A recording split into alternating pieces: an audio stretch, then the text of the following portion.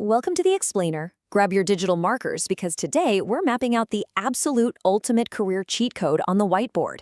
We're talking about how you can totally bypass that soul-crushing traditional application process and directly land the internship of your dreams using cold emails. Let's get into it.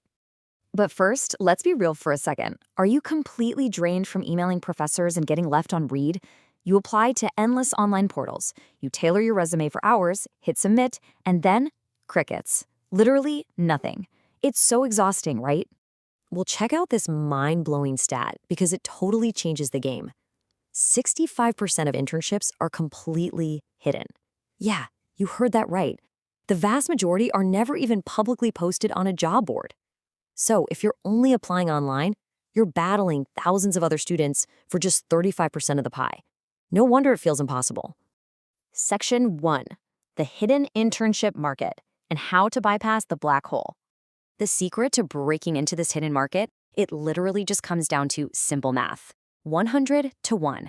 If you commit to send in 100 highly personalized cold emails, the data shows you can reliably secure at least one internship offer.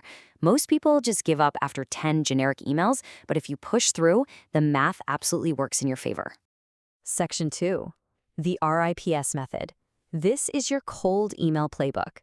So RIPS stands for Research, Introduction, Personalization, and Specific Ask. And guys, this is a strict sequence, not a menu. First, you research the recent work. Second, a super brief intro of who you are. Third, personalization based on that research you did. And finally, a low-friction specific ask. If you skip even a single one of these steps, your response rate instantly plummets to under 2%. So stick to the playbook. Now, the absolute make or break step here is personalization, which relies on something called the validation principle. This means validating their specific work. You got to do a real vibe check on their LinkedIn, read their articles, or check out their recent projects. Saying I love your company is just generic flattery, and honestly, it goes straight to the trash. But saying, hey, your recent GitHub commit on database sharding actually solved a problem in my class project, now that is validation. It gives them that little psychological dopamine hit, and that is exactly why they hit reply. Section 3, finding the right target. Who actually replies? First pro tip here, always use your .edu email address. It instantly boosts your inbox deliverability, so you dodge the spam folder, and it gives you immediate credibility as a student. Also, when you're figuring out who to actually email, do not blindly email the CEO of some massive company. Instead, target people who are just 1 to 3 years ahead of you. Think analysts or junior developers. They literally just went through what you're experiencing, so they're way more likely to respond and help you out.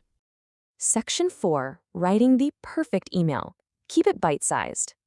Okay, your entire email needs to be short and sweet, between 50 and 125 words max. And that brevity starts right at the top with the 6-word rule for subject lines. Ditch the generic trash like internship inquiry. Literally nobody opens that. Instead, try something highly specific like fellow UCLA alum, quick question about bank. It's personalized and uses a mutual hook. It basically screams, I'm relevant and I won't waste your time. And when it comes to the ask part of your email, this is crucial. Never, ever ask for a job or an internship in that very first email. And definitely do not attach your resume right off the bat. It totally comes across as begging and usually trips up spam filters anyway. Instead, just ask for a low-friction 15-minute advice call. 0 attachments. You're not asking them to hire you, you're just asking for a tiny piece of their wisdom. Easy, right? Section 5, the follow-up code, so you don't get ghosted. Look, getting ghosted on that first email is totally normal. These are busy professionals. But get this, a staggering 42% of all positive replies actually come from follow-up emails. So you have to execute the strict 3-7-14-day follow-up code. On day 3, send a super quick reminder. On day 7, send a value-add follow-up, like actually share an article or insight they'd find interesting.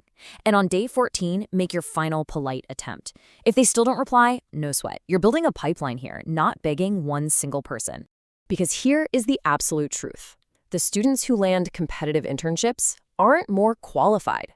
They are just more persistent. The real cheat code isn't your GPA, and it definitely isn't your raw qualifications.